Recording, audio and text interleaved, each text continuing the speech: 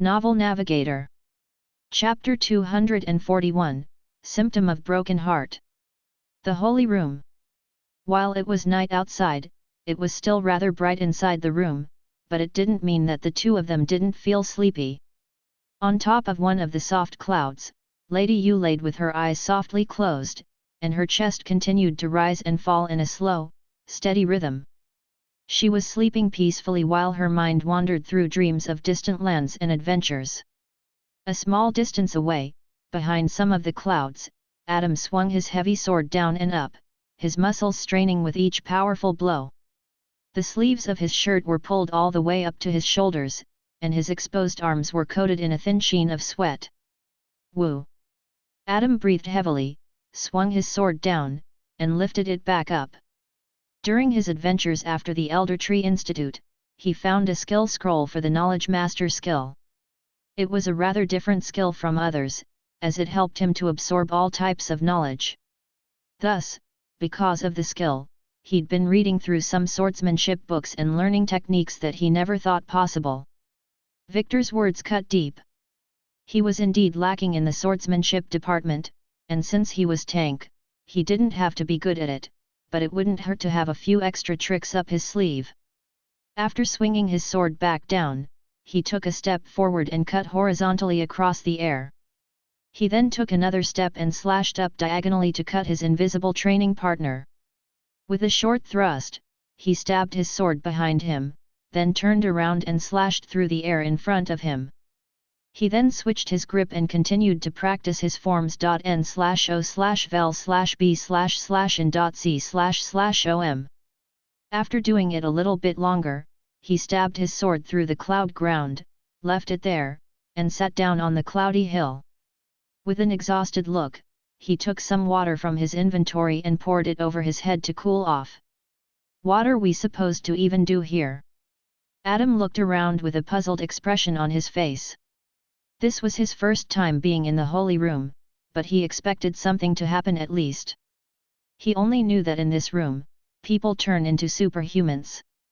Around 100 years ago, Original entered the Holy Room with his holy partner, a beautiful holy maiden, and after 3 days, they emerged from the room. The Original, only 3 days prior to that, was a scrawny-looking man with skinny arms, but after 3 days in the Holy Room, he turned into a powerhouse that was able to fight God Beast, who'd been terrorizing the nearby villages, and was able to slay it. "I don't feel any different." At that moment, he heard some painful sounds. It sounded like someone was struggling to breathe. When he walked up the cloud hill, he saw Lady Yu clutching her chest, and looked like she was still sleeping, but her face had turned red and her breaths were shallow and labored. "You!" Adam jumped next to her, crouched beside her, and touched her forehead. It was burning up with fever, and Adam saw that his hand slightly burned from the heat. "How's her fever so high?" Adam thought to himself and panicked slightly. She was in a desperate need for medical help. Adam rushed over to the rusty gates. He tried kicking and punching it open, but it didn't even flinch. It was not going to open before the ceremony was over. Adam returned to Lady Yu's side, took some cloth from his inventory, drenched it with cold water, and placed it on her forehead to cool her down. She was sweating profusely, and her white dress was beginning to stick to her skin, turning slightly transparent, revealing her undergarments. She moaned softly and opened her eyes slightly. "Where am I?" She didn't sound well at all. She sounded like she was parched. "Here, take some water." Adam placed the canteen of water between her lips and helped her take a few sips. After a few sips, she let out a quiet mumble and asked, "I don't feel good." In her eyes, everything was spinning around her, and she couldn't even see Adam properly. It was like the world was stretching around her. It was her fever that was causing her to see these strange things around her. Flasks of setting sun and rising moon don't help with fever. Adam frowned. "What should I do? This kind of fever is not normal. It's so hot." Lady Yu touched the cloth on her forehead, feeling the intense heat radiating from her body. "I am thirsty. Take some more." Adam gave her more water, but it didn't seem to work at all. He also had a limited amount of water with him, and he couldn't just leave the holy room to get some more. He had some food with him, but nothing that fever-struck Lady Yu could eat. She needed some healing soup, and he didn't have the ingredients to make it. It hurts. Lady Yu touched her chest. What hurts? Adam felt his heart skip a beat and he touched her cheek. It felt like the fever was turning worse with each passing moment. At this rate, she would die. My heart. Lady Yu clutched her chest and winced in pain. So painful. What the hell is going on with her? Adam touched his own forehead, worry clouding his thoughts. Think. At that moment, she breathed heavily and sat up, the drenched cloth falling down on her lap. She was in such pain that tears streamed down her face. Please, lay back down. Adam tried to help her lie back down, but she winced and refused. No. She hugged him and whispered. Take this pain away, please. Because of the intense fever, she drifted in and out of consciousness. Can't I really do anything? Adam hugged her back and felt extremely helpless. She mumbled sleepily and planted a kiss on Adam's neck. Adam turned back to her and saw that her eyes were closed, but she was still mumbling. It seemed like even she didn't know what she was doing anymore. Soulmate. She buried her face on his shoulder. You're the one. That's. Adam felt like he had the answer right at the tip of his tongue. He was sure that he'd heard something similar from Lady Yu in the previous life. A story of bygone times, a story about soulmates, and painful love. That. I remember it. He turned Lady Yu around until her back was facing him. Her head drooped down as if she fell unconscious, and her body also turned limp, but she immediately woke back up, and looked around in confusion. At that moment, Adam ripped the back of her dress, and exposed her delicate back. There was a strap of her bra peeking out from the tier, but below that, there was a strange mark. He lifted the strap to catch a better look of the mark, and when he saw it, his heart sank. It was a mark of a broken heart. A symptom of a broken heart. Adam thought. It's something that only can happen to a rare few. It happens to those who have loved someone deeply but lost that love in the end. Chapter 242, R18. For a moment, Lady Yu regained her senses, and turned around to see Adam look at her exposed back.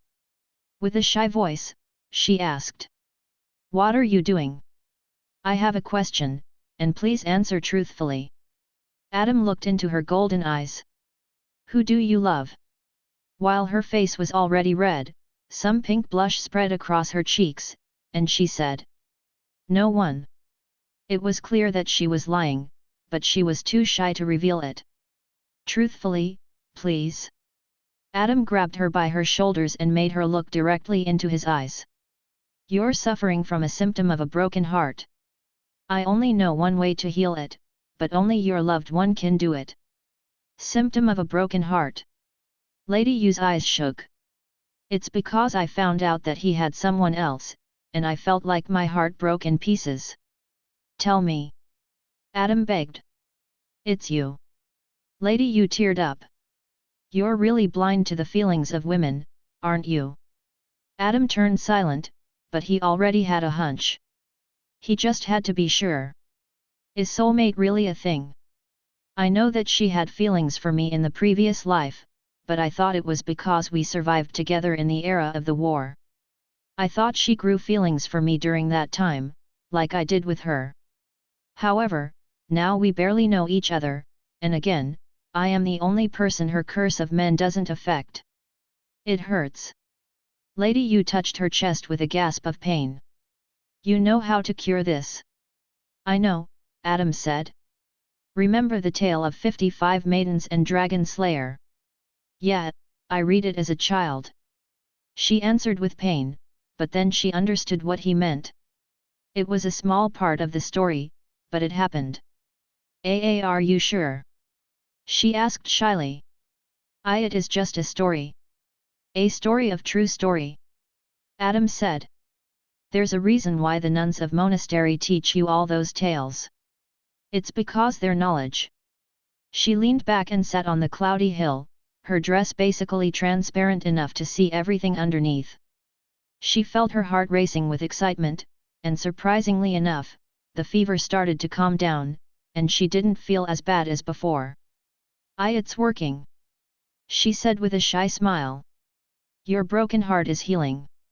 Adam said and took off his shirt, revealing his well-toned abs. It's still in pretty bad shape though. Lady Yu covered her eyes, but her heart continued to race faster and faster. The louder her heart beat, the more she could feel the pain leaving her body, and she started to feel like she was floating. It felt extremely good. You have Alice, she whispered, and when she remembered that, the pain slightly returned. If I don't do anything, you'll die. Adam pushed her down and removed her hands from covering her eyes. What if she'll find out?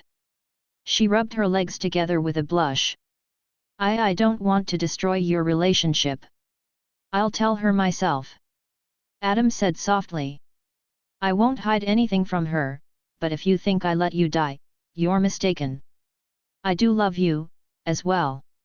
Her eyes widened in disbelief, her heart swelling with emotion.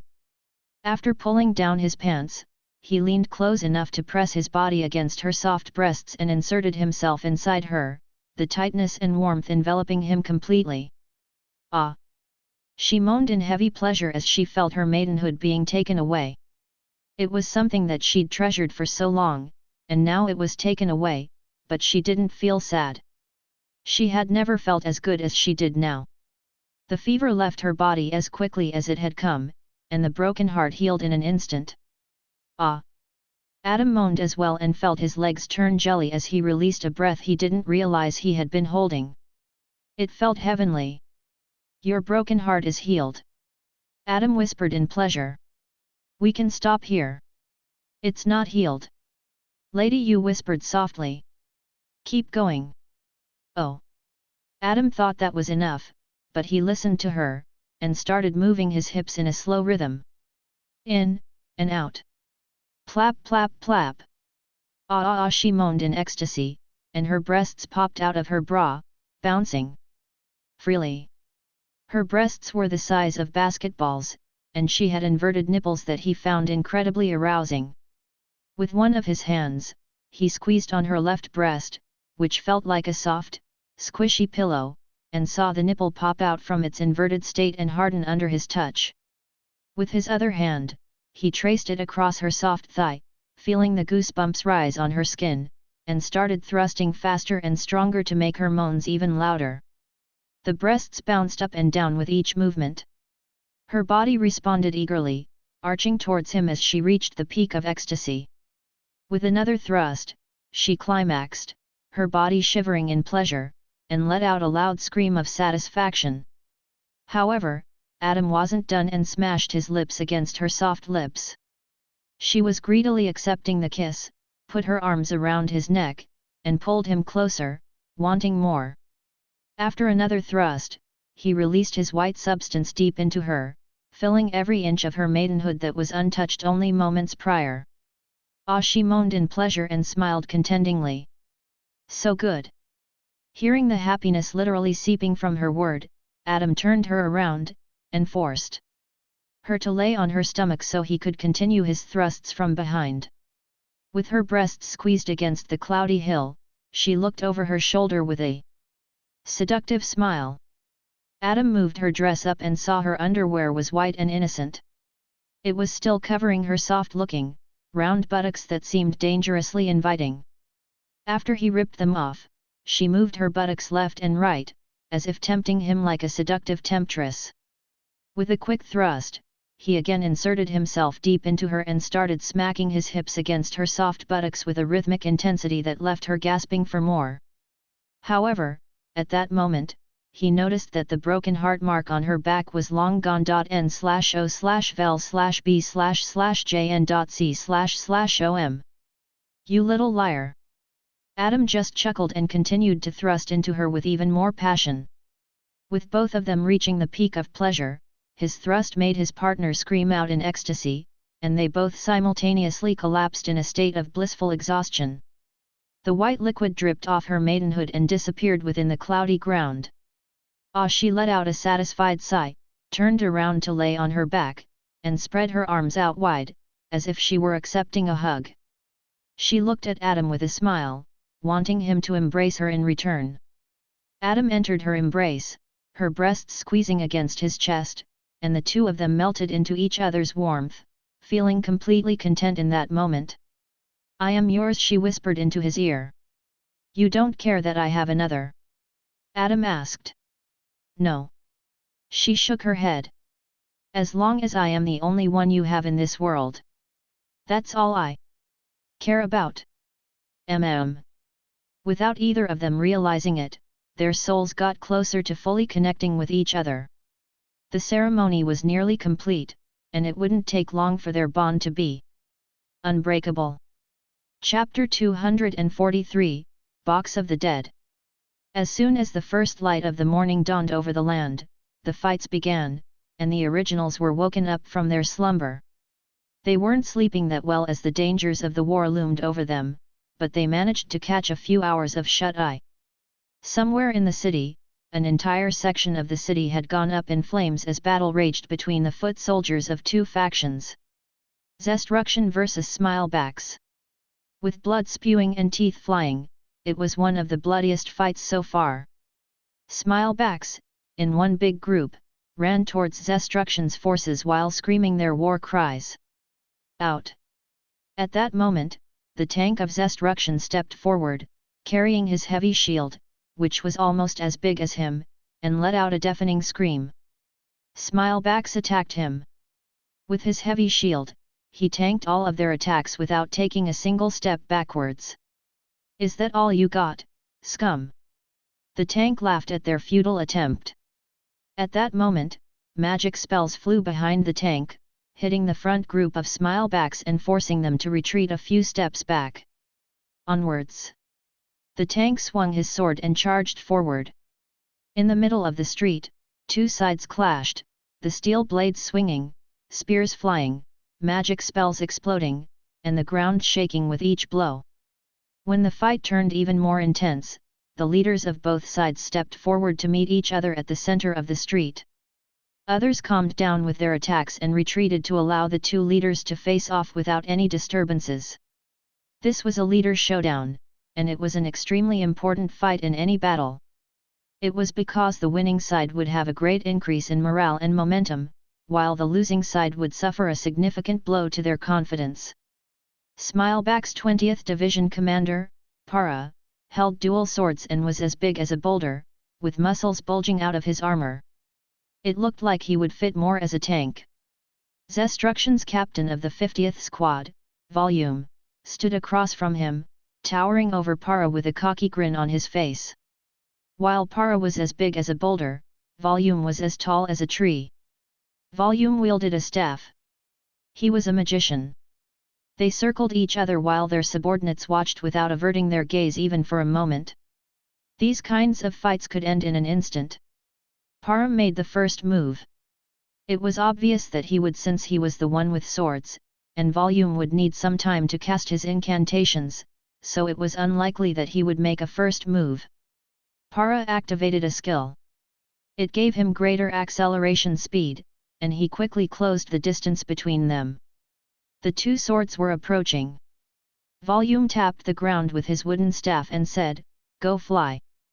The ground under Para's feet shot up in a sharp angle, launching Para into the air. Volume aimed his staff at him and said, "Magic Missile Storm." From the tip of the staff, magic missiles shot out, they all flew at Para from different angles, surrounding him from all changes, and since he was in the air, it was impossible for him to dodge. Para's eyes widened, and he just tried to block the magic missiles with his armor. Boom! The magic missiles landed on him, causing a sizable explosion, and Para fell straight to the ground, his armor burned, and his face was covered in soot. Cheer! Zestruction side was cheering as it looked like it would be an easy victory for them. Smilebacks looked dead serious. Para landed on the ground, injured and struggling to stand up. Hard pierce.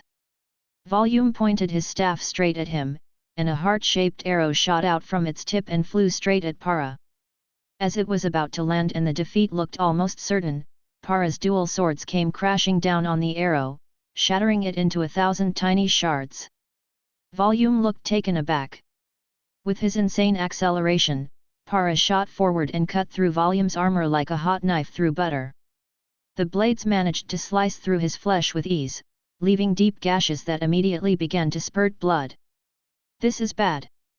Volume jumped backwards and wanted to use minor healing on himself, but Para used his super jump to appear above him and kicked him back down to the ground. Volume crashed on the ground on his back, and Para fell straight down at him, his sword stabbing downwards. He was going for the head. However, Volume quickly rolled out of the way while those swords stabbed into the pavement. Magic missile. He shot out a magic missile randomly to stop Para from chasing after him. But he just cut through the missile and ran straight after him. Para was not letting him breathe freely for even a moment.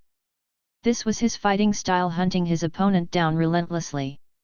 Zestruction's soldiers noticed that the balance of the fight had shifted. Their captain was just running away while chased down. Smilebacks cheered on for their commander. Volume's eyes turned cold, and he suddenly coated his staff with his black craft and smashed it at the dual swords. The weapons clashed against each other in a deafening cacophony. With a spin of the staff, Volume pushed Para a step backwards and struck him across the chest with a powerful blow. Para stumbled back but used his dual swords to block another attack by the staff. It looked like Volume had given up on his magic as he just couldn't chant the incantations when Para was chasing him like a hunting dog. However, he was also skilled in staff combat and quickly changed tactics. "Who do you think you're?" Volume screamed. "I am Volume the Tricky, the captain of Zestruction's 50th squad, and I've not lost to anyone within my rank yet, and I won't lose now." The staff came swinging down. However, without any warning, the dual swords cut through Volume's knees, and he fell to the ground in a shock. It was clear he didn't know what happened. "First time for everything," Para said coldly and stabbed his swords through Volume's neck. Area. Volume coughed out blood, but then everything turned dark for him, and he slowly died. Because of lack of health. Silence. Zestruction side was quiet, like a grave. However, their opponents, Smilebacks, erupted in roaring cheers. N/O/vel/b/in.c//om. Para turned to Zestruction's soldiers, who looked frightened under his gaze, and even retreated a couple of steps. "Attack!" Para screamed at the top of his lungs, his voice echoing through the battlefield. The fight became one-sided. Zestruction tried to fight back, but they were completely overwhelmed by Para's forces, and the tank tried to keep everyone alive, but he was swiftly killed off by Para's merciless attack. A few minutes later, not a single one from Zestruction was alive, and Smilebacks cheered in a victory. Para entered one of the buildings. It was the reason why they fought here in the first place, to retrieve something extremely important for their faction. It was within Zestruction's territory, that's why the fight happened in the first place. Every other faction wasn't aware of the item hiding in this place, but Bartholomew somehow knew. Para cut through walls to find the item, and after a short while, found a box that had been hid inside these walls for who knows how long. Box of the Dead. Chapter 244, Melted Souls. With flames raging in almost every corner of the Imperium city, the fights became very frequent, and there was barely any street that wasn't a battlefield. However, the roads that led to the royal palace were empty and quiet. By the gates of the royal palace, Imperial Order's gold knights stood guard, and not a single faction was crazy enough to attack them right now. Currently, the fights were participated in by the foot soldiers alongside a few leaders of Squads? It was because every faction was keeping their strongest forces reserved for the upcoming fights. When the factions finally released their strongest members, the Imperium city would cease to exist, and it wasn't in the best interest of the factions to destroy such a valuable asset. They were also afraid of King Moriarty making a move. He was a person that no one wanted to fight yet. The Holy Room. Adam sat in a meditative stance. He could feel his Kiryoku and magic were about to level up, but there was something missing. Maybe this ceremony allows me to do advance in Kiryoku and magic. He thought, but at that moment, someone big-chested hugged him on the back and planted kisses all around his neck. Feeling ticklish, Adam turned around at Lady Yu, who was grinning mischievously. She had become quite clingy after their sexual experience, and Adam wasn't quite sure how to handle it. Thump. In that moment, they heard some very distant sound, and it seemed to come from ground above them. Lady Yu looked to the ceiling and sadly said, "Is it the war?" "Yes." Adam sighed. "They seem to be fighting near the cathedral as well. It looks like the first battle of the war is reaching its final stages." Lady Yu hugged him tightly and said, "Are you sure you want to go out there? It will be a graveyard of strong warriors by the time it's all over." I have to." Adam said. "I gave my promise to my uncle. That's why I need this ceremony to succeed. I need strength." "All right." Lady Yu smiled and put her hands on his back. "Close your eyes." Adam didn't question her and closed his eyes. She closed her eyes and mumbled something under her breath. A golden light left her hands and entered Adam's body through his back. It looked like a holy light straight from the heavens, and he could feel warmth spreading through his body. "What was that?" he asked. "Power of holiness," she said with a giggle. "It purifies your body, mind, and soul. That should help you to do the final leap to enlightenment." "Enlightenment?" Adam looked at her in surprise. "I can do it right now. If you focus really hard," she said with a smile. Adam closed his eyes. He remembered when he found the pill of enlightenment that allowed him to do the final leap to learn Kiryoku. He didn't know any other locations of enlightenment pills, so he thought that would be the only time he had a chance to experience it, but now, with Lady Yu's help, it became a possibility once again. With his mind going dark, Adam's body relaxed significantly, and just like that, he entered his state of enlightenment. Within an instant, his mana ocean started pushing against Grey Gate. It was the only thing separating him from level 3 magic. Meanwhile, his Kiryoku inched closer and closer to 3rd level. The 3rd level was already extremely high for Kiryoku, and it would allow him to dodge every attack purely out of instinct, and he could sense auras of pretty much everyone in a small city. It wasn't something that every magician could learn, and since Adam had already reached this level in a year, it was extremely impressive. Lady Yu watched with a smile. While she was able to help people get closer to the enlightenment, it was another thing entirely to actually do it. Since he was able to do it so easily, it said a lot about his level of talent, a level of talent that even he didn't seem to be aware of. The waves of the mana ocean crashed against the Grey Gate and made it creak open. It was enough for some of the water to seep through, and as soon as that happened, the rest of the ocean just flowed through, smashing the gate open. 3rd level achieved. His magic strength increased drastically. However, he didn't stop there and focused on expanding his mind further and further. Previously, he couldn't extend his mind beyond the Holy Room, but now he was able to do so. He could see auras through the walls, even though his eyes were closed, and he could sense the emotions and thoughts of those around him with ease. Since there was only one person around, he tried sensing Lady Yu's emotions but had to quickly stop doing so because her emotions were extremely heavy. A very, very intense love and obsession that stopped his breath for a moment. However, it was clear now that his Kiryoku had also achieved a new level. 3rd level in Kiryoku achieved. Adam softly opened his eyes and let out a deep breath. With third level in Kiryoku, he was far more confident in surviving through the war. BA dump. BA dump. In that moment, both of their hearts started skipping a beat before returning to a steady rhythm. Their bodies turned hot and warm as their souls started melting with each other. It's happening! She shouted with a smile and hugged him behind. Embrace the feeling. Our souls are finally connecting, which means we're in the ending phases of the ceremony. Why so suddenly? Adam asked in shock. I don't know, I am new to this. She said. Just enjoy the moment and embrace it. This'll take some time, it could be a day, but it will be worth it in the end. Adam closed his eyes and embraced the feeling. The forest rumbled and shook like an earthquake had hit. The massive, shadowy snake moved and squeezed its massive body around the mountain. The mountain cracked and shattered.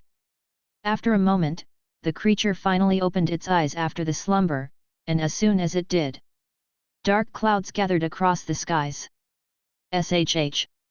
With a strange sound, the creature took flight and went straight through the dark clouds.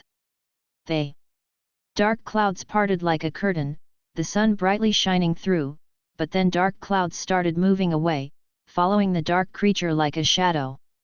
In the grand balcony of the royal palace, King Moriarty looked over to the horizon. He saw some dark clouds as if a storm was gathering there, looking ominous and threatening. If it was an ordinary rainstorm, he wouldn't feel anything except insignificance, but now he felt like something dangerous was heading in their way. What the hell is that? Nov. L. B /JNN.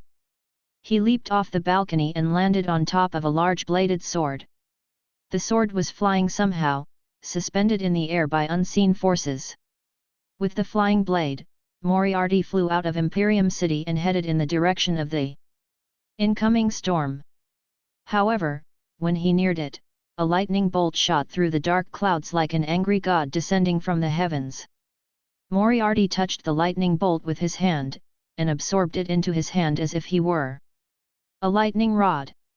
You! An angry scream sounded above the dark clouds. Moriarty's ears started bleeding, and his eyes widened in surprise.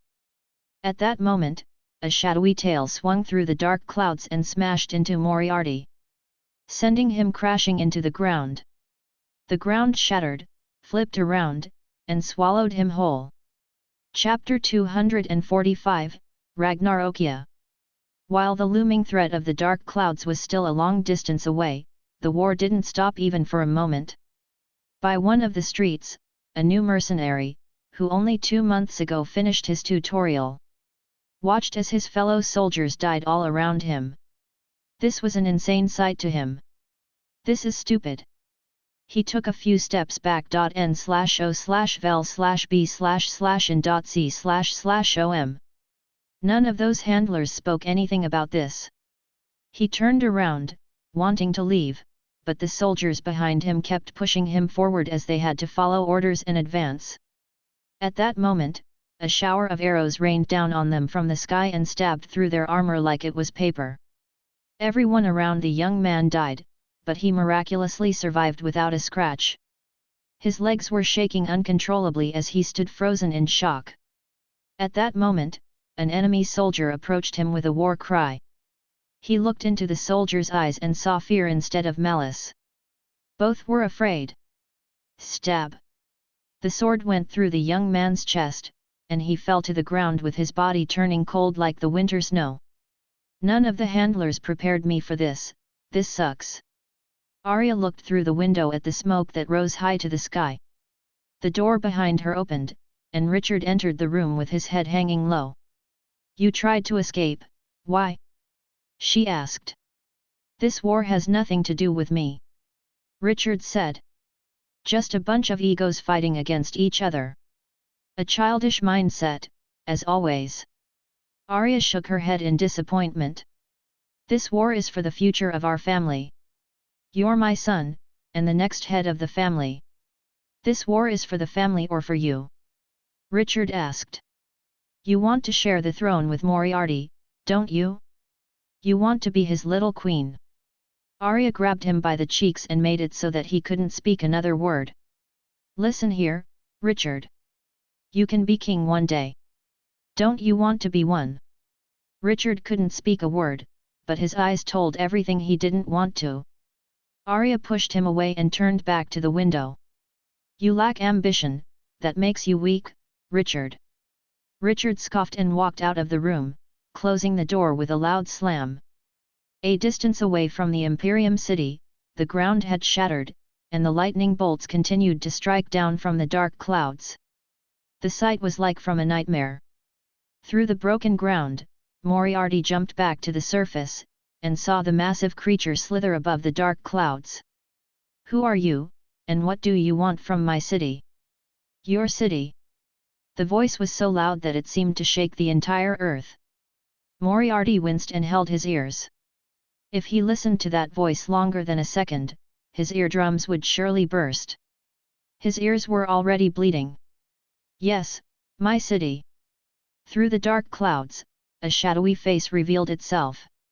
It didn't look like the shape of a human face, but something entirely different. It was also covered in a shadow that seemed to be moving and shifting, as if alive. I've come to destroy your city. Moriarty crossed his arms in front of him as those words created a powerful shockwave that almost knocked him off his feet. Why? Your kind destroyed my home, so I will destroy yours. What's your home? SHH. With a strange sound, the creature said. God's wood. Moriarty frowned. A creature of this magnitude shouldn't have lived there. It had god beasts, yes, but this is beyond that. This is the divine beast. It lived there, but where there? Your kind burned my home, so I will burn yours. Yeah, I'll stop you. Moriarty put one hand to the ground and lowered his stance like he was about to pounce. You? Stop me? Ha! The creature found it amusing. It could tell the difference in their strength levels, and this human in front of it had no chance in hell of defeating it. A golden light burst out of Moriarty's body like a supernova. Gold meteor. Swoosh! With the speed of a meteor, Moriarty took flight and soared straight through the dark clouds, flying so high that he was soon hovering above the massive creature that was as long as the road that went from Imperium City to the nearby village of Darkhaven. The divine beast turned its head to the golden man and released a breath of flames that made the sky a sea of flames. With a rush of speed, Moriarty flew circles around the divine beast's enormous body and left behind a golden trail that seemed to survive through the divine flames. In the sky, a golden circle appeared. The speed was so high that he was able to drown the flames with the gust of winds that followed in his wake. At that moment, a tail swung in his direction and smacked Moriarty off the skies. He flew down and crashed through the ground like a meteor. It made the ground shatter, creating a crater of destruction in its wake. The tail moved so quickly that it was just impossible to dodge it. However, while buried in the ground, Moriarty licked the blood off his lips and put his hands together like he was a statue of a glorious Buddha. The golden circle in the sky turned bright like a sun and wrapped around the divine beast's massive body. It was like a ring of fire created by the gods themselves. Golden circle of heavens, grand trapment. The golden circle burned into the divine beast's body. It made the creature let out a powerful scream of pain. It was so loud that the ground shook all the way in the Imperium City. Moriarty jumped up to the surface and cloned thousands of large bladed swords around him. With a wave of the hand, the swords flew towards the divine beast and smashed into its indestructible scales. Golden circle of heavens, grand massacre. You have skills, I admit that. However, with a burst of power, the divine beast shattered the golden circle that kept him bound and roared in defiance. My name is Ragnarokia. The divine beast opened its mouth wide and released a beam of pure energy that obliterated everything in its path. The beam struck directly into Moriarty, melting his flesh and turning his bone into ash. With his loud screams vanishing, the beam drilled through the ground and made the surrounding land crumble and collapse into an abyss. It was absolute destruction. Ragnarokia took flight once again, and the dark clouds wrapped around its massive body like a black blanket. It looked over to the looming city. It wasn't done with the destruction, as its hatred burned strong like a raging inferno. In the destroyed, burned ground, an arm reached out, and then a figure climbed out of the burned soil, gasping for breath and covered in ash. The divine beast is not a joke. Moriarty thought with a frown and summoned his flying sword next to him. The Imperium city is done for. No matter, it's just buildings. We can rebuild. With the flying sword, he started flying away from the Imperium city. Chapter 246, Destruction. The dark clouds gathered above the Imperium city, and rain started falling like sheets. The rain washed away the blood, but the soldiers quickly took cover under the nearest shelter. It wasn't strange for it to rain, but they felt like something was very wrong about this rain. At first, it looked like ordinary rain, but then it changed colors. It looked like blood was falling from the dark clouds above. The streets were drenched in crimson red, and rivers of blood flowed through the city, creating a terrifying scene. By one of the nightshade buildings, Akuji looked to the skies with shaking eyes. This is... Akuji's expression turned serious. That creature is here. As the fighting stopped everywhere, everyone turned their gazes over to the sky, and watched as the divine beast revealed its face from the dark clouds. This time, the shadows didn't block the creature's majestic form. It was a massive snake with blood-red scales, like the dead leaves of autumn. At that moment, a hush fell over the crowd as none of them could believe their eyes.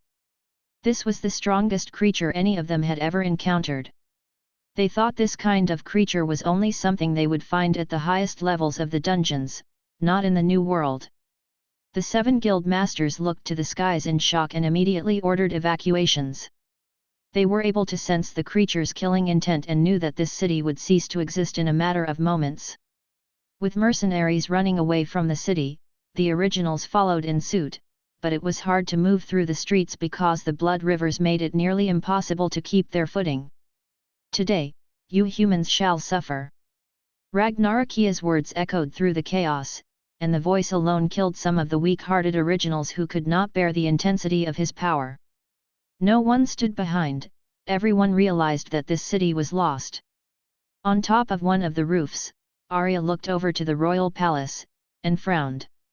Why isn't Moriarty doing anything? I am sure he could take this beast down. After all, he is the strongest. Madam Arya. Oldman appeared on the roof with his usual banjo in hand and said, "We should leave. We're abandoning the city." Arya clicked her tongue. "It's important for our cause. This city will be nothing but scorched earth, and crumbled buildings. It'll be worthless for the cause." "What about other factions?" Arya asked angrily.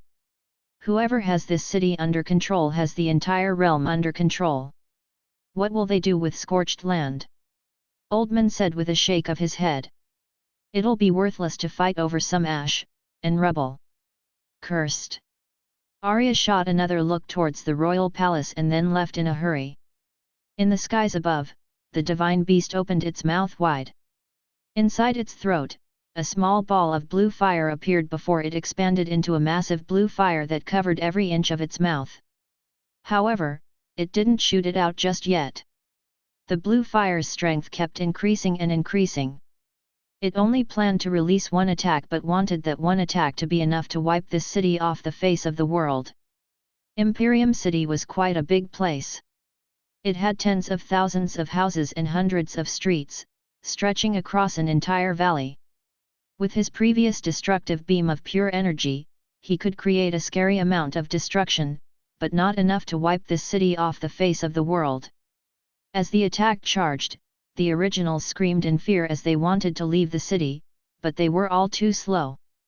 They didn't have the impressive physical capabilities of the mercenaries that could leap from roof to roof and leave the city in a hurry. At that moment, blue light spread across the city as the attack finished charging. With an inhumane scream, the divine beast released its attack, a massive ball of blue fire. Holy room! The moment had arrived. Ba dump! Ba dump! Ba dump! Lady Yu and Adam could hear each other's hearts. They could hear each other's thoughts. They were now connected in the most intimate way possible. This was the moment when their souls connected with each other. N/O/vel/b/jn.c//om. They wouldn't always hear each other's thoughts, but it was only possible during the moment of connection. Now, Lady Yu could feel Adam's presence. This connection allowed her to know where he was at all times and would know when he would be in danger, and vice versa. It was the deepest kind of connection anyone could wish for. Ah! Adam opened his eyes and turned around to look at Lady Yu. She simultaneously looked at him. It was a strange feeling. It's done now, Lady Yu said with a smile. I don't feel anything else, Adam said with a frown. Where's the strength that comes with this? However, as soon as he said that, he heard dinging noises reverberate across his skull. Ding, ding. You've done holy connection with the Holy Maiden, Lady Yu. Your strength is evolving. Level up. Level 12 to 13. Level up. Level 13-14. Level up. Level 14-15. Level up. Level 15 to 16. Level up. Level 16-17. The strength skyrocketed in a way that Adam never thought it would be possible. While Adam believed he could put up a good fight against arch-warriors when he was just level 12, now he was level 17, and his total strength was now a complete mystery. Everything in his body changed. Strength, durability, vitality, and endurance all increased exponentially, surpassing even his wildest dreams. I am not too far from the strength of my previous self, Adam thought with a racing heartbeat. In just a year, he achieved something that took him around 7 years to achieve before. Congratulations, Lady Yu whispered into his ear. I can sense the change in your body. Yes, this is ridiculous, Adam said with a smile and formed a fist with his hand.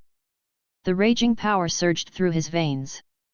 However, the moment of happiness was short-lived as the whole holy room started shaking. And the ceiling started to fall apart. The blue fire broke through the ceiling. Ah! Lady Yu exclaimed in a shock. The holy room's walls and ceilings were supposed to be indestructible. It meant that this attack came from someone who lived beyond the strength of the indestructible. Exalted Lord! The wings sprouted from Adam's back, and he quickly shielded her with his own body while the wings expanded to protect them both. Pretty! She spoke aloud as he saw his wings for the first time. She wasn't even aware that he had wings like this. At that moment, the blue fire smashed into his wings, and the ceiling's debris crashed into them. Everything turned dark. Above the surface, the Imperium city had turned to a land of scorched earth. All the buildings were gone, the pavement streets had been reduced to rubble, and the once vibrant city now lay in ruins. Burned corpses after corpses were scattered across the desolate landscape. In the sky, the divine beast flew away, the dark clouds following after like a trail of destruction. Chapter 247, Monastery in the South. The debris moved and fell off with a dusty landing. In the ruined remains of the holy room, Adam carried Lady Yu on his arms. She was slightly injured with a few scratches on her legs, but nothing too severe. What happened? She looked to the destroyed ceiling, which had collapsed in a cloud of dust and rubble. Time to find out, Adam said, unfurled his wings, and flew straight through the crumbled ceiling with Lady Yu in his arms. While 4 of his wings kept him float, the other 4 cut through the ground above him, clearing a path for them. Soon enough, they smashed through the final layer of the ground and appeared outside. However, they were immediately engulfed in a black cloud of smoke and ash. It was impossible to breathe. Without stopping his flight, Adam flew straight up and exited the black smoke from top. Both of them then turned to look down and saw a shocking sight. The city was gone, with a massive black cloud covering it all. The cathedral was gone. The royal palace was gone. The roads were gone. It was all just a burned, barren wasteland. Oh my God! Lady Yu covered her mouth in shock. With fear in her face, she turned to look towards the place where the monastery should have stood, but like everything else, it was also gone. It made her tear up, and she hoped that everyone got out safely as they were basically her family. The hell is this? Adam frowned. Nothing like this happened in my past life. Imperium City is gone? That's crazy. This meant that he had somehow changed the future, but he didn't understand how he could have changed something so drastically. Do you think everyone is dead? Lady Yu asked. No. Adam looked over to the horizon and narrowed his eyes. I sense auras leaving this place, millions of them. I see. Lady Yu said. My home's gone. She felt quite lost and didn't know what to do next. Do you have any place to go? Adam asked. There is. Lady Yu looked to the south. A monastery on top of Mt Lajun. I'll take you there. Adam's wings unfurled, and he started flying straight towards it. Luckily for him, he knew where it was since he had visited that place before. Lady Yu wrapped her arms around his neck to not accidentally fall, and together they soared towards the monastery on top of Mt Lajun in the south. When they were flying across the land, they saw roads lining up people, heading away from the Imperium City. Most of them were originals. It was a sad sight. What will all of them do? She asked. They all lost their home, like I did. I am sure they'll find a place to live. Adam said. This world has ways of helping originals in need. Lady Yu mumbled and asked. What do you think about my identity as original? What about it? Adam asked back. You don't think that? She paused for a moment before saying. I am not real. What is real? Adam looked into her beautiful face. What if I am not real? You know all about the other world, but what if that is not real? I never thought about that. She frowned. Then don't. Adam said. I don't care about you being original or whatever. You look goddamn real to me. Her eyes widened in surprise, and then she smiled softly. With the wings, they soared over rivers, forests, and green fields of flowers. It was strangely comforting, feeling the wind in her hair and the warmth of the sun on her face. After hours of flying, they saw the mountain looming in the distance, its peak cutting through the cloud layer like a knife. It was a sight that took her breath away. Adam started flying higher and higher until he finally caught sight of the monastery on the mountain's peak. It was shrouded in a mist and seemed almost magical in its isolation. He flew over the monastery's walls, and the monks and nuns who were spending some time in the courtyard looked over towards the unexpected visitors. After landing on the courtyard, Adam lowered her to the ground, and she looked around the monastery's gardens with a smile. A couple of nuns recognized her and welcomed her warmly. She was, after all, holy priestess, and they were allowed in any monastery. Monks looked over to Lady Yu, and she felt slightly sick as her stomach churned, but it actually wasn't that bad. The curse of men didn't act as strongly when the man who looked at her didn't feel lust or any sort of attraction. That's why her two guards were Kyle and Connery, who didn't feel anything towards her, but she still couldn't be in the same room as the two of them for too long. Priestess Yu, what a pleasant surprise! The monastery's head priest, Father Zhang, greeted her with a warm smile. He didn't expect her to come so suddenly. Father Zhang. Lady Yu did a womanly curtsy, and smiled warmly. I am sorry for my sudden appearance. Nov. L. B/JNN. That's fine. Is everything all right? He asked. No, it's not. She shook her head. Imperium City is gone. Gone. Father Zhang looked shocked. The courtyard turned silent as no one knew how to react. It wasn't just a small surprise. It was shocking. The capital city of the New World was gone. What about our brothers and sisters? Father Zhang asked in a serious tone. Did they manage to leave the city? I don't know. Lady Yu said, tears welling up in her eyes. All right. Father Zhang looked at the head nun and said, Katharina, may you take her to her quarters. Right away, Father. Katharina smiled at Lady Yu and beckoned her to follow her. Lady Yu turned over to Adam, and to many people's surprise, she grabbed his hand and asked. What will you do?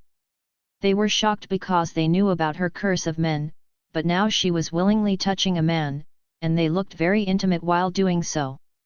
I have a plan in my mind. To the war? She asked worryingly. Actually, no. Adam shook his head. This incident changed my plans. It'll take a couple of months before any faction is ready to enter the battlefield again. They need to arrange their ranks, etc. Then, what will you do? I'll go to the dungeon. Adam said. To do the final push. Final push.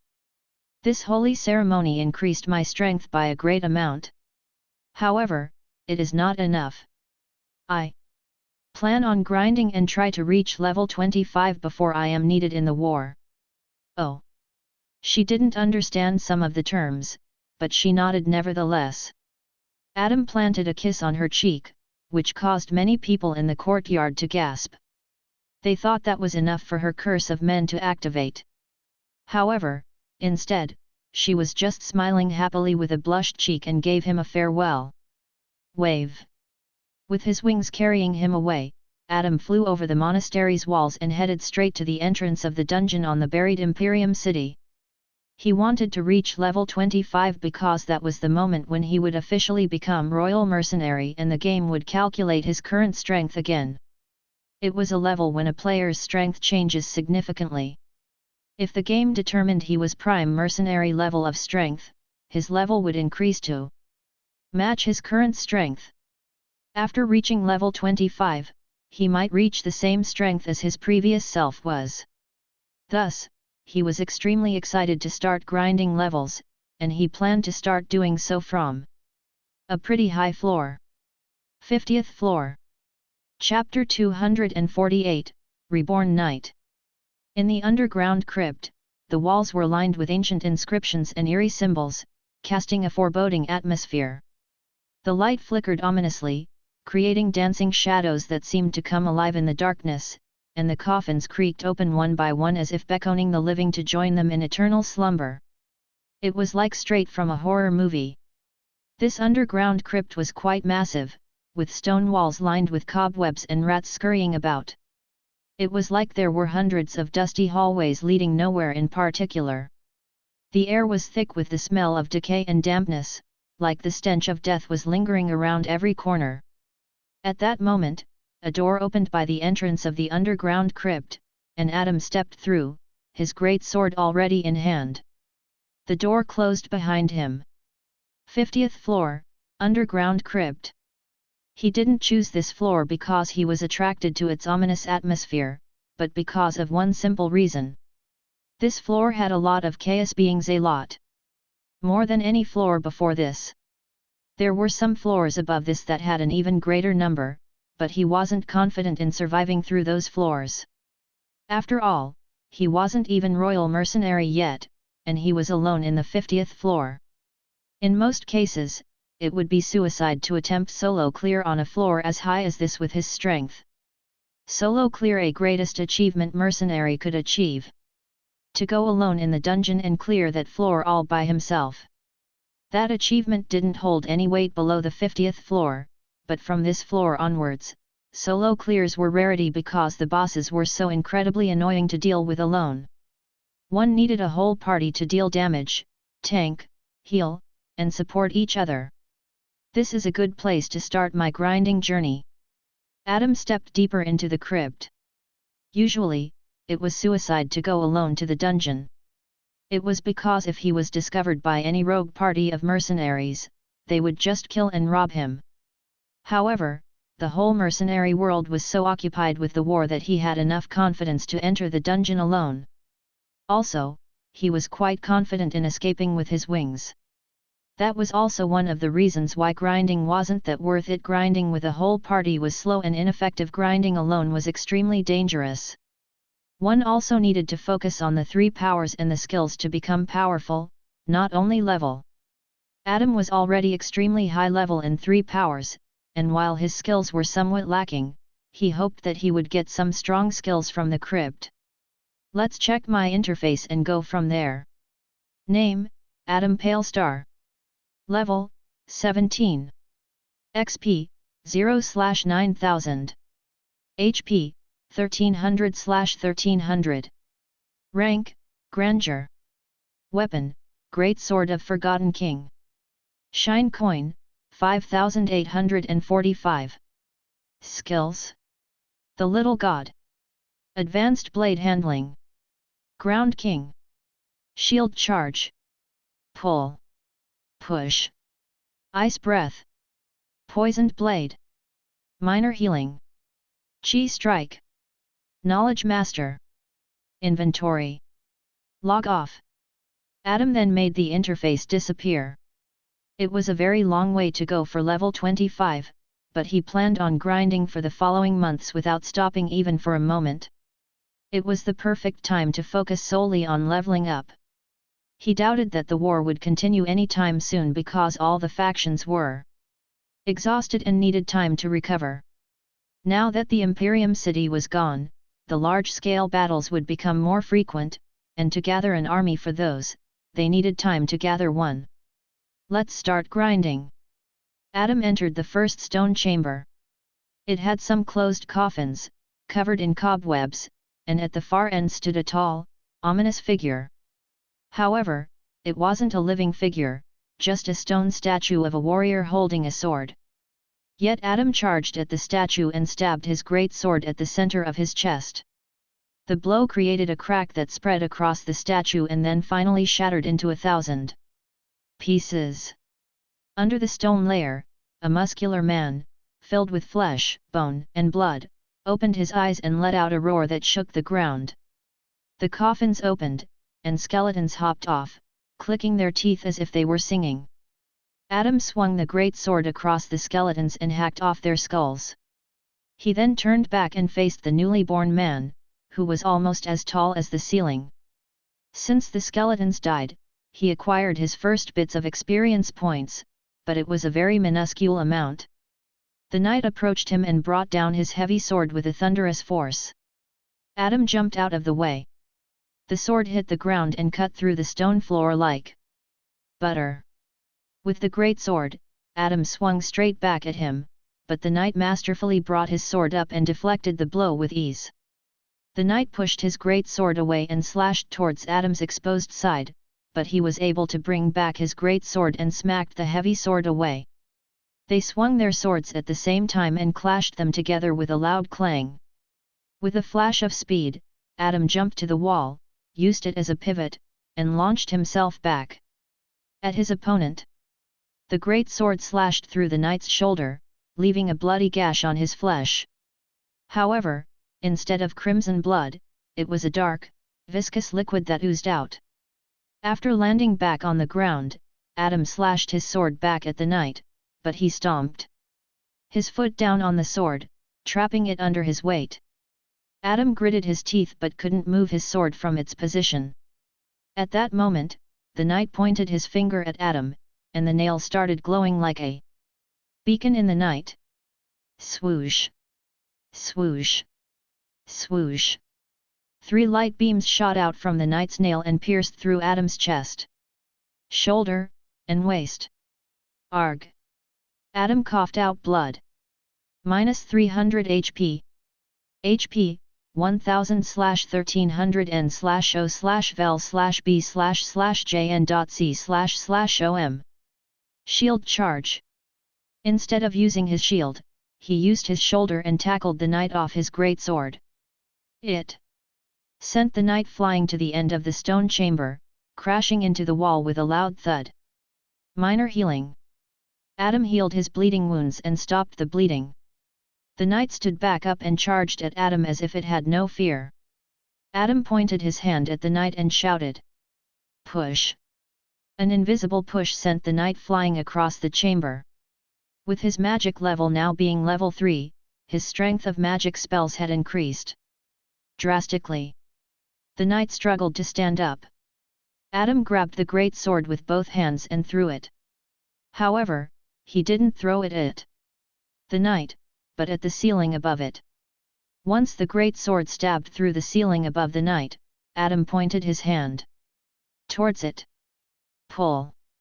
With the pull, the great sword started moving towards Adam, but it caused the ceiling to collapse on top of the knight. The knight got buried and soon after stopped moving. Ding, ding. You killed Reborn Knight. 300 XP acquired. XP, 330/9000. The great sword returned to his hand. First Reborn Knight killed. A few more to go. Adam then approached one of the coffins as there was a faded colored letter lying on the ground. After picking it up, he started reading it through. Chapter 249, Corrupted Original. Adam started reading through the strange piece of paper that was just lying in the crypt. Since it was strange for the piece of paper to be here, he read it with some interest. I woke up and found myself in a place I didn't recognize. The crypt of the darkness and sorrow. Why am I here? I am not dead. I am just lost being. I have to find my way back home. To the land of the old. I must find a way back, but for now, I am stuck in here. There's a door I tried. It was locked like a fortress. It didn't even budge. I had a feeling that would be the exit. However, for now, I'll have to find a way to live in here. The text ended. Adam folded the piece of paper and tucked it into his pocket. This floor is different from the previous floors. This floor's boss has a story. This piece of paper belongs to the boss of the floor, a very intelligent chaos being. As intelligent as a human, if I may say so, but that also makes it very powerful. I am still too weak to challenge the boss, but I do hope of reaching level 25 before taking on the boss. Since there wasn't anything else on this particular stone chamber, he made his way over to the next room over. It was empty, thus he kept going until he reached a dead end. He turned around, backtracked a few steps, and headed in a completely different direction. The dusty hallway led him to a dead-looking door at the end. It had skulls as decoration, and the color of the door was a deep crimson red, as if someone painted it with blood. With a small push, the door opened to reveal a hall lined with torches on either side, casting an eerie glow on the stone walls. It looked like this hall was used as some kind of storage before, because there were shelves filled with dusty boxes and old crates. However, now this hall clearly hadn't been used for years, maybe centuries even. Rawr! At that moment, a strange creature tackled him behind, and they both rolled down the hall's floor. The door of the hall slammed shut as if they were trapped here now. Adam grabbed his sword and looked over to his attack. The attacker was strange looking. Rawr! The creature growled. It looked like a young adult, but short, and had a lion's hide wrapped around its body. It was also rotting from face down to its torso, with exposed bone visible in some areas. Lionborn. Adam thought. However, I don't remember Lionborn's rotting. It must be the doings of the boss. Lionborn lunged at him. It didn't have claws of the lion, but its nails looked sharp nonetheless. Adam flashed past him, his sword swinging during the swift movement, and appeared behind Lionborn. He moved so fast that it looked like he had teleported. Spurt! Lionborn got cut in half, and its body fell to the ground in 2 pieces. You killed Reborn Lionborn. 15 XP acquired. Adam then sheathed his sword on his back and looked around the hall for a way to leave, but it looked like the door was the only exit and entrance. He headed to the door and tried opening it. It didn't work. Tried kicking it open. It didn't work. Finally tried to slash through it, but that didn't work as well. This is not the boss room yet, so why am I stuck in here? At that moment, one of the hall's walls started shaking, and from its small cracks, water started pouring in. The wall couldn't hold the water and collapsed under the pressure. A massive ceiling-high water wave suddenly surged into the hall and headed straight to Adam. It was like a miniature tsunami, but if more water poured in, there would be no place to breathe air and would eventually drown. It looked very bad. Push! Adam screamed and stopped the water wave that threatened to engulf him. The water wave was frozen in place, but Adam started sweating as it was very hard to keep it contained. The mana ocean inside his mind was also emptying at an alarming rate, as if someone had pulled out a plug and caused all of it to rush down the drain. Ice breath. A gust of freezing cold air left his mouth and froze the water wave that soon looked like a big wall of ice.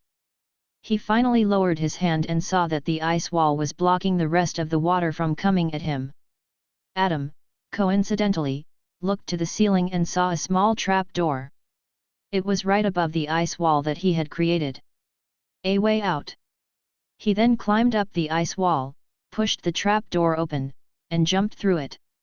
As soon as he escaped the hall, the ice wall cracked and shattered, and the hall got filled with water. Adam closed the trap door and looked around for any signs of danger. It looked like he was inside some sort of attic.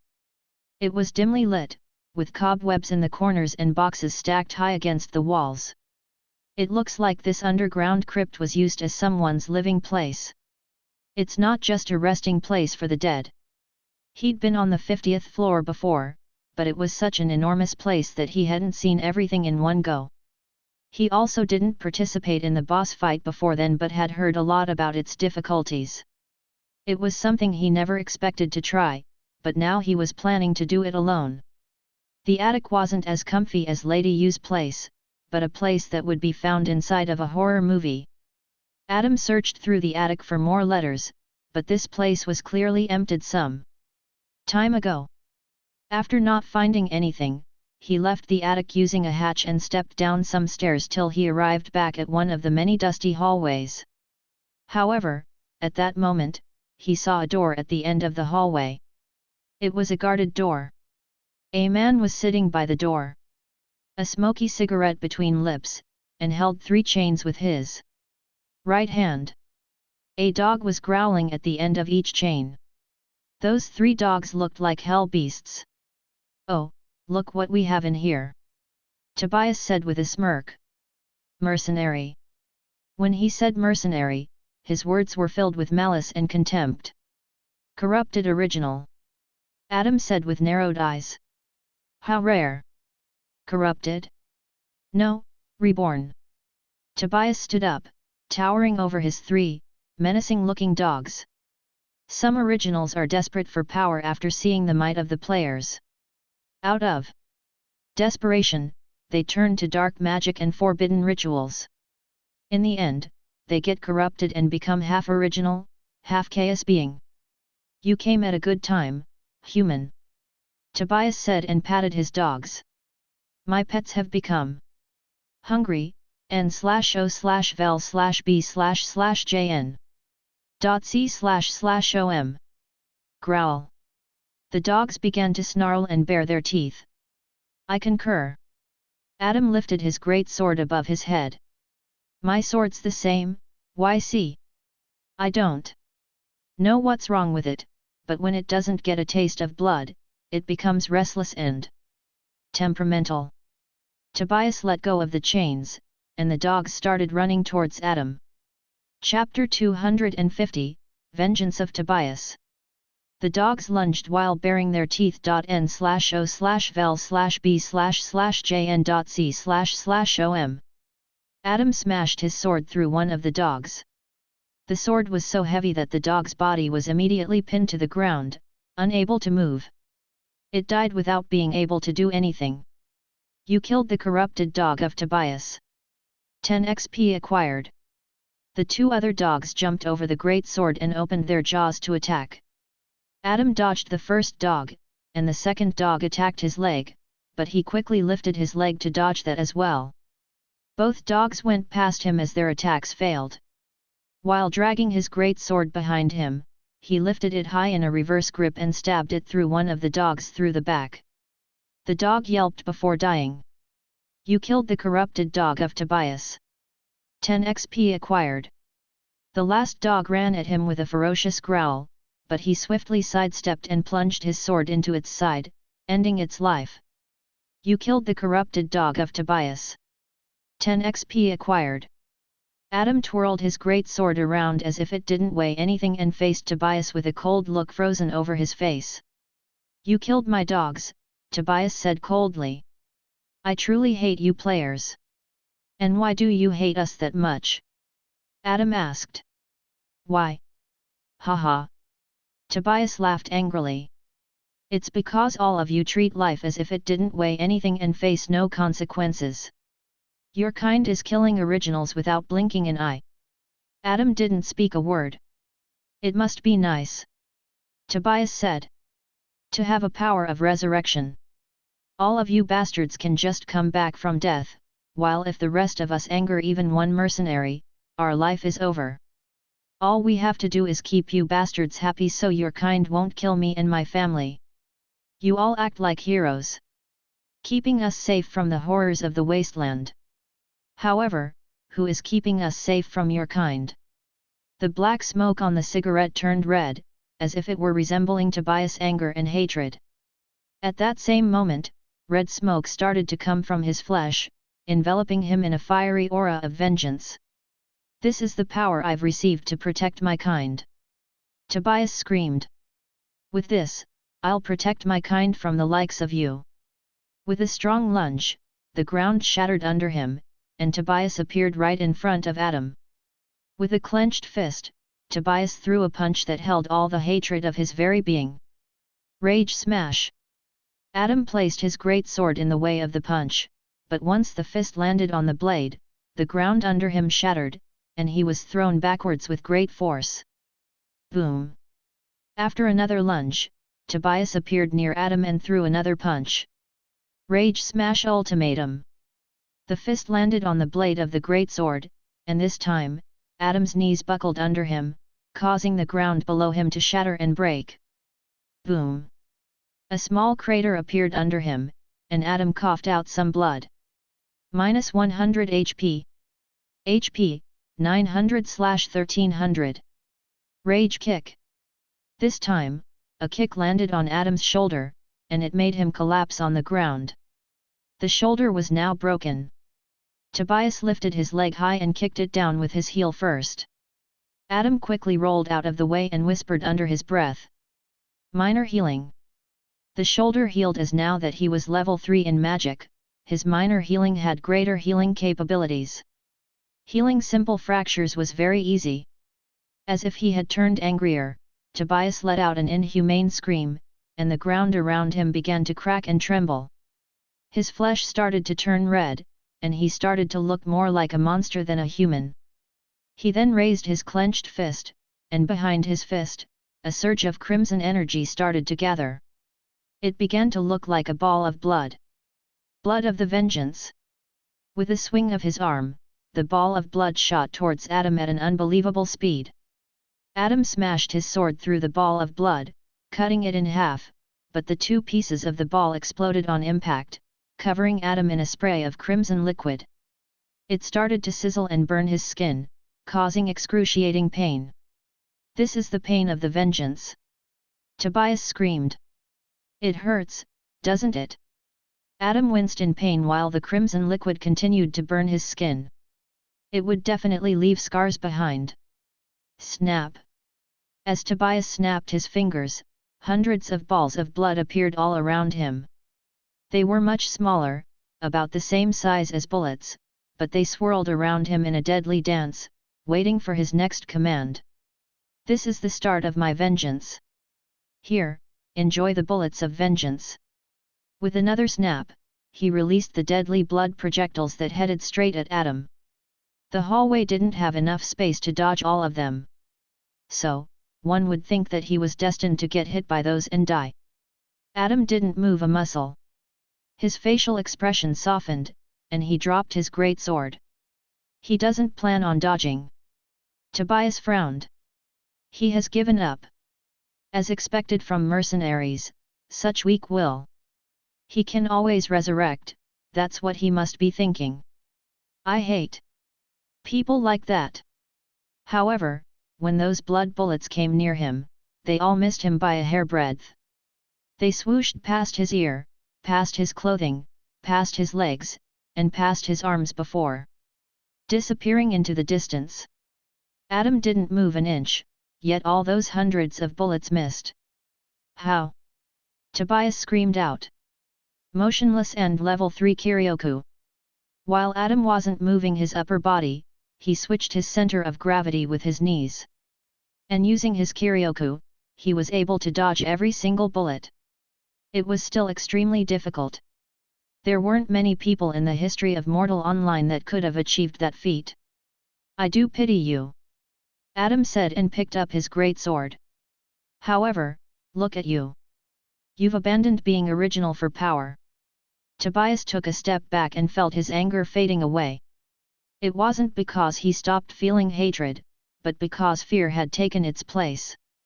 His power only worked when he was feeling hatred and anger, and without it, he was back to being weak original. No, that can't be. Tobias gritted his teeth. I can't die. I have vengeance needed to be fulfilled. The anger returned back to him like a tidal wave, and his flesh felt like it was on fire. However, at that moment, Adam swung his sword at him, but Tobias blocked it with his exposed arms, and the clash of metal against bone echoed through the empty hallway. The blow sent Tobias into a wall, and his arm was immediately broken. Adam then stabbed his great sword through his body with a vicious force. Arg! Tobias coughed out blood and summoned a singular bullet of blood, but before he could send it at Adam, the great sword sliced through his body and pinned him to the wall. With pain overwhelming his nerves, his anger vanished once again, and he collapsed on the ground like a crumpled doll. Ow! Tobias coughed out blood. It hurts, hurts. Hurts. I do agree with your words, Adam said. However, I fear that you won't be able to see the clear picture. You might end up hurting those you love. A revenge filled with anger is a dangerous combo. You're filthy mercenary, Tobias screamed. I hope chaos beings end up killing all of you. The first sentence was still uttered by human voice, but the second one already sounded like a voice of chaos being. Corrupted originals can't stay as originals. The corrupted part of theirs will always win, and if you had beaten me here, you would have become chaos being who has access to the new world. I couldn't let you live, knowing the danger you possess. Tobias teared up, and then, he collapsed onto the ground, dead.